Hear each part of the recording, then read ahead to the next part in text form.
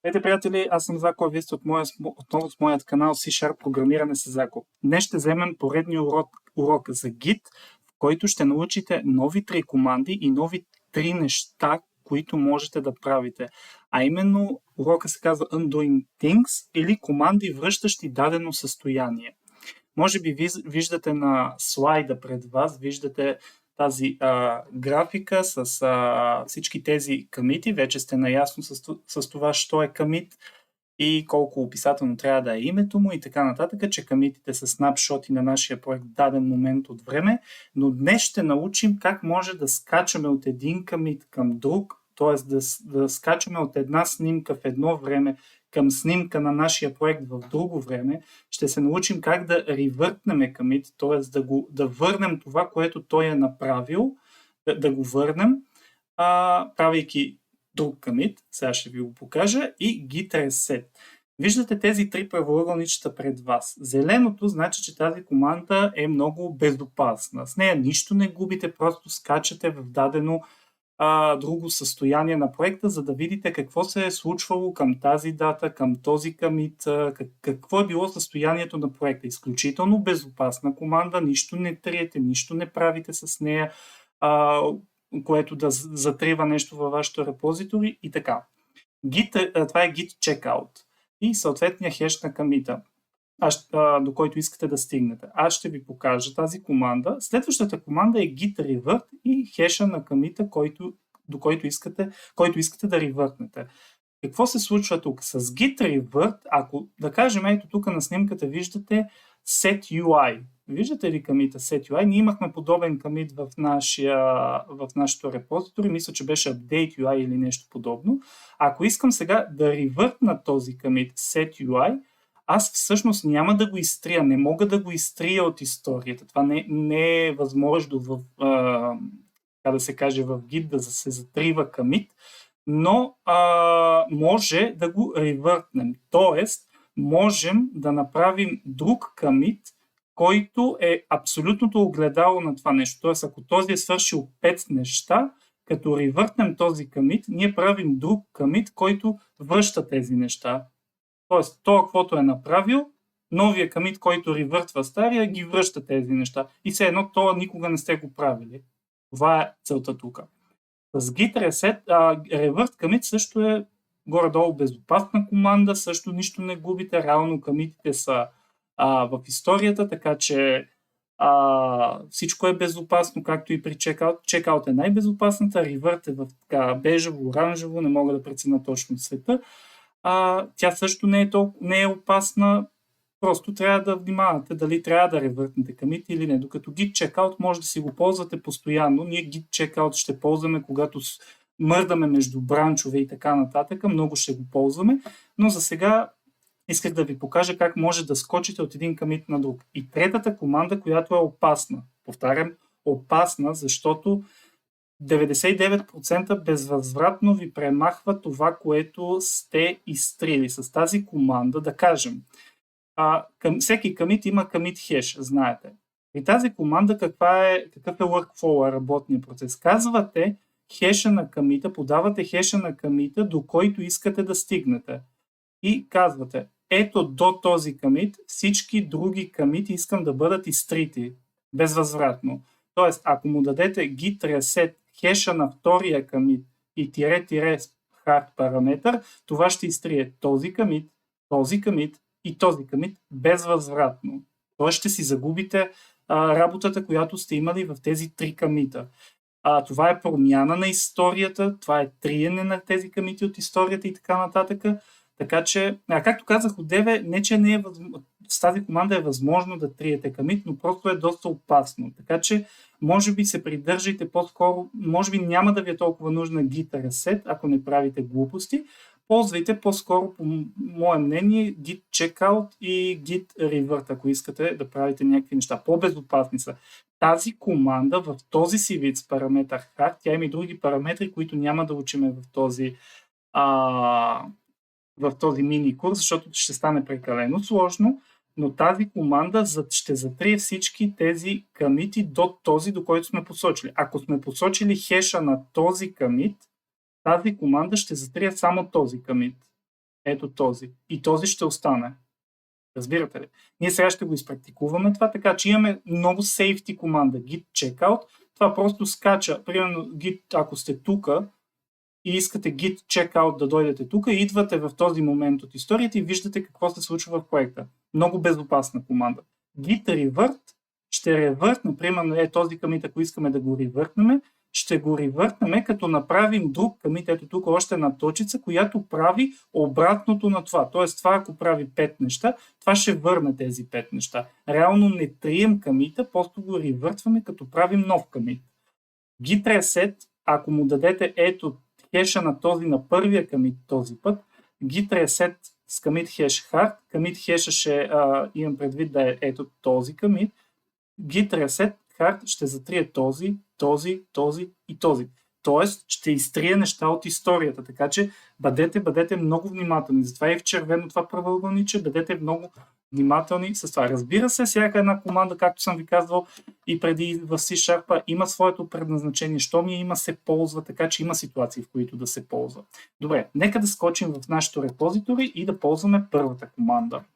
Добре, знаете, сега имаме 3 файла, отваряме git bash, мащабирам си го, за да виждате хубаво, и отваряме git log и този път ще ползваме с този параметр oneline, за да виждаме историята на нашите комити по-лесно. Ето, това е хеша на комита, това е съкратения вариант на хеша, той беше по принцип 40 характера дълъг, символа дълъг и така нататък, но тук е съкратения му вариант, защото това е one-line визуализация на commit history-то ни.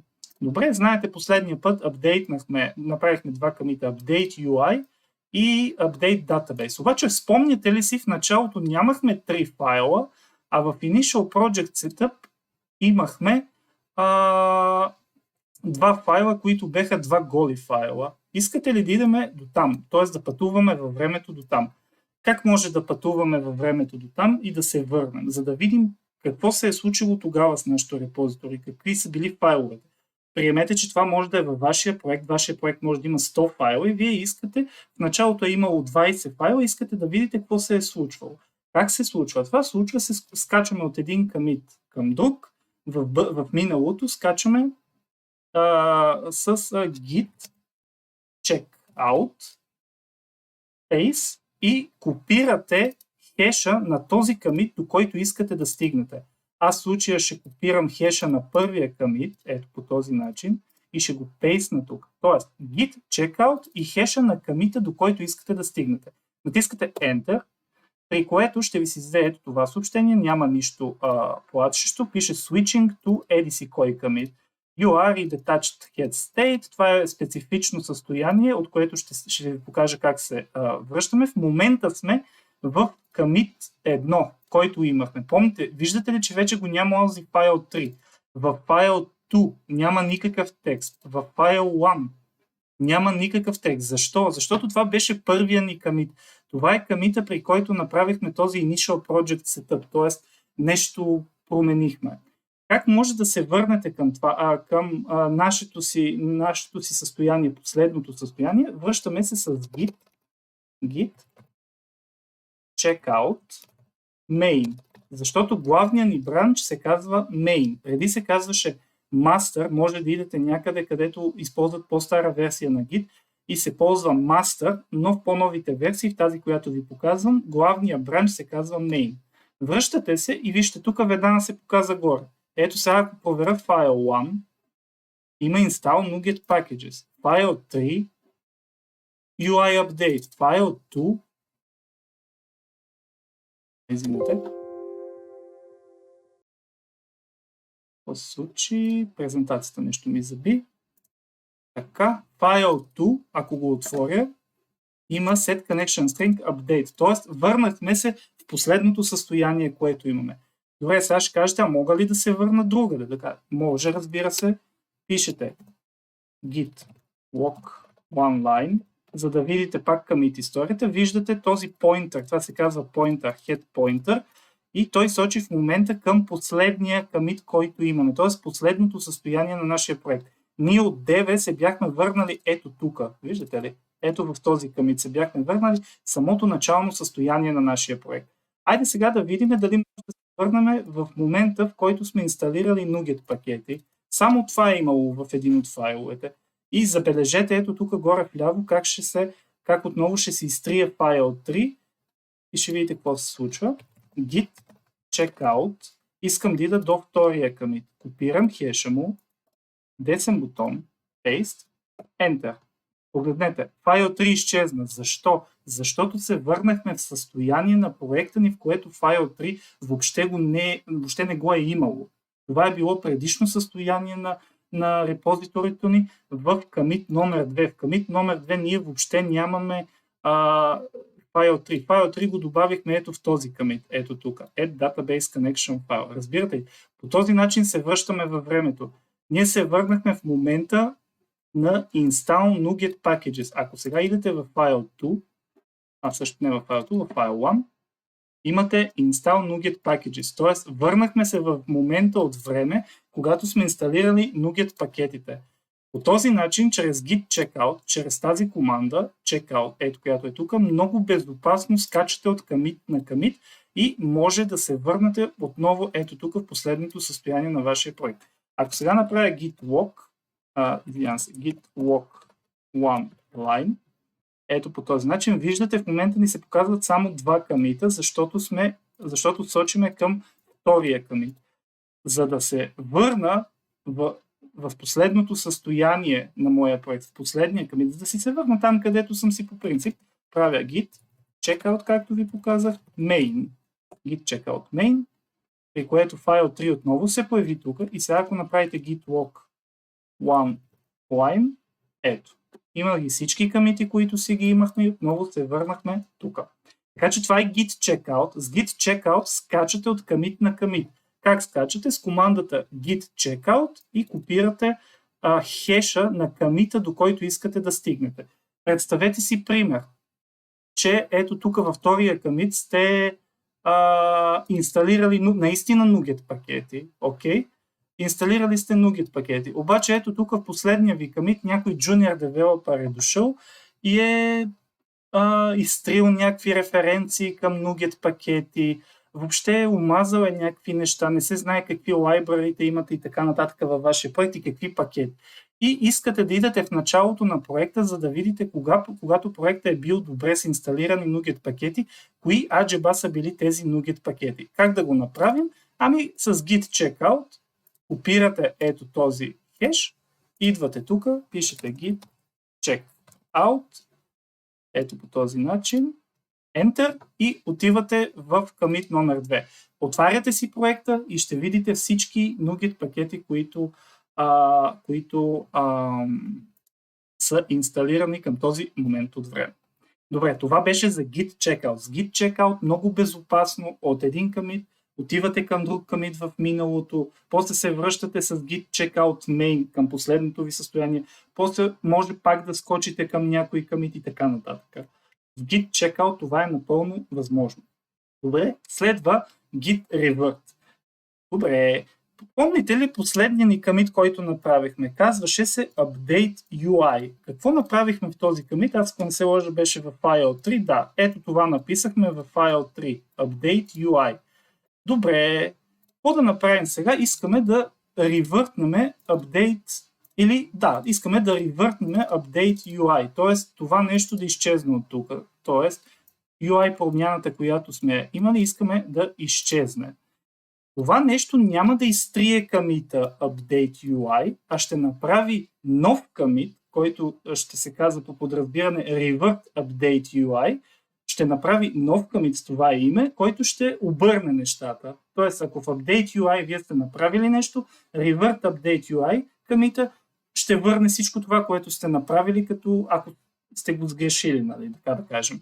Добре, нека да видим как е синтаксиса от презентацията. Git revert и commit хеша на комита, който искаме да ревъртнем. Да, правим git revert. Хеша на update UI е ето този. Копирате го, правите десен бутон Paste, Enter. Тук на вас ще ви се отвори сигурно Visual Studio Code, защото ще ви е дефолтен едитор. На мен ми се отваря Notepad, защото при мен все още е така. тук не се плашете от този прозорец. Тук какво пише? Revert Update UI и казва, това нещо ще ревъртне еди си кой commit, т.е. след този F37E878. Ето ги първите цифри, които са изобразени ето тук долу. Това нещо ще го ревъртне и тук ви приканва да пишете някакъв меседж, ако искате и така нататък, но в общия случай това си е абсолютно нормално съобщение. Revert Update UI. По-ясно от това няма как да е. То общо взето добавя revert към вашия commit message. И е прекалено ясно. Това нещо си го затваряте с хиксчето и ето, вашия commit, ето тук, показва, че е ревъртнат. Айде сега да видим какво става с историята. Git log, one line. И какво стана? Update UI е тук, не се е изтрил този commit. Казах ви, commit-а не се трие, просто се създава нов commit с това име, Revert Update UI, но този commit обръща всичко, което този е направил. Връща всичко, което този е направил. Тоест, ако тук сте направили някакъв мазеляк с UI-а, с Revert Update UI, commit-а вие оправяте мазеляк и си се връща в началното състояние, както си е било. Така, ние искахме да видим дали във файл 3 го е ревъртнало. Ами, ревъртнало го. Спомняте ли си преди малко във файл 3 тук имаше UI Update, както ви показах. Сега го няма. Това беше симулацията на нашия мазеляк, така да се каже, който сме направили. Сега я няма тази промяна, няма го този UI Update. Защо? Защото сме го ревъртнали този commit в момента. Така че по този начин се ревъртват commit-и. Следващото нещо, което искам да ви покажа е най-опасното нещо, git reset и commit хеша, до който искаме да ресетнем. Така че отварям тук ще натисна clear, ето по този начин, ще изчиста конзолата, защото тази команда е много важно да ви я покажа като хората. Отиваме в репозиторито, отварям баша и пиша git log, периодично си проверявам commit history-то, ето тук. Сега да кажем, малко ще изтрием разни неща от commit history-то, но ние после в другите видеа ще си направим още commit-и, така че не се притеснявайте. Какво ще направим? Ще кажем представете си, че това е вашия проект и някой друг е работил по него, обаче последните 4 commit-а, ето тия, са пълен булшит. В смисъл, тотално зле. Това е тотално зле. Тази работа не трябва да е в репозиторито. Искате задължително тези commit-и да ги махнете. Как ги махаме? Има няколко начина, но аз ще ви покажа според мен най-лесния. И той е същевременно много опасен, но има няколко начина, по които да го направим, нищо, че е опасен. Но аз ще ви покажа най-лесния. Той е с git reset командата. Git reset commit-а, до който искаме да стигнем. Казахме, ето тези 4 commit-а са абсолютно лоши. Тоест ние искаме да стигнем до този commit. До този commit. Тук всичко нагоре искам да се изтрия. Добре, казвам до този commit. Съжалявам, git reset, десен бутон paste, до 0dbc 0b0 до set connection string, всичко нагоре ще бъде изтрито. Git reset, слагате хеша, cart. Ето по този начин. Правиме го. Ето по този начин. Ще ви се изведе ето това съобщение, че head pointer в случая в момента е тук, т.е. вече сочи към ето този commit. И вижте какво се случи с историята вече. Вижте първо дори какво се случи в репозиторито ни. Файл 3 въобще вече го няма. Имаме файл 1 и файл 2. Файл 1 има install NuGet packages и файл 2 има set connection string. Ние сме се върнали. Къде сме се върнали? Айде да видим. Git log one line. Вижте. Сравнете. Ето тук горе имаме 1, 2, 3, 4, 5, 6, 7 commit-а. Какво направихме? Ние изтрихме 4 commit-а и се върнахме ето в това състояние. Виждате ли го? В момента сочиме към това състояние, в което сме сетнали connection string и сме го сетнали в файл 2. Ето го, set connection string. Файл 3 си отиде. Защо си отиде? Защото файл 3 е част от тези 4 commit-а, които отидоха на буклука. Тоест, пак това е ситуация, която реално може да настъпи във вашето репозитори. Някой е дошъл или вие без да искате сте оплескали, направили сте 3-4 комита абсолютно грешни, абсолютно сте умазали проекта и така нататък. Тази команда, повтарям, опасна е, защото затрива безвъзвратно вашите комити. Не знам дали има начин, дали може да се върнат тези неща. Аз не знам за такъв начин. Така че много внимавайте с тази команда. И какво казахме? Тези 4 комита са, ето тези тук, с техните хешове, тези 4 комита са bullshit. Няма какво да си кривим душата. Абсолютен bullshit. Така че аз искам моя поинтер да ме върне във времето ето тук. Искам ето тук да дойда във времето. И какво направих? Направих git reset хеша на комита, до който искам да ида, hard. След което git log one line, за да видя текущата история, и това нещо, както виждате и тук в репозиторито, ме е върнало, вижте колко назад, до set connection string, до позицията, в която проекта ми е бил окей, всичко е вървяло перфектно и така нататък.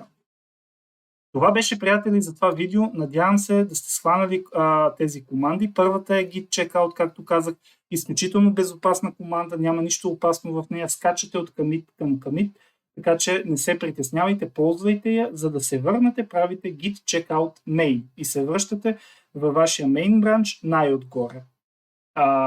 Git revert не изтрива commit, той прави нов commit, който връща направеното от друг commit. Така че пишете git revert и хеша на commit-а, който искате да ревъртнете. Ние в нашия случай ревъртнахме UI update-а.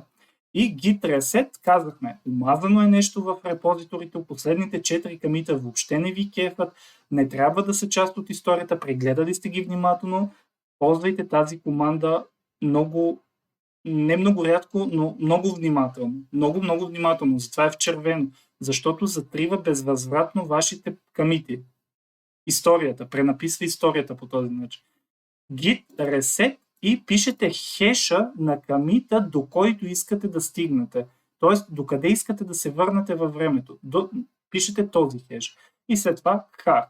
Както казах, има и други опции тук, които могат да се подадат вместо hard, но ние няма да учим за тях в този начален курс. Искам просто да знаете как може да затриете комити, ако искате.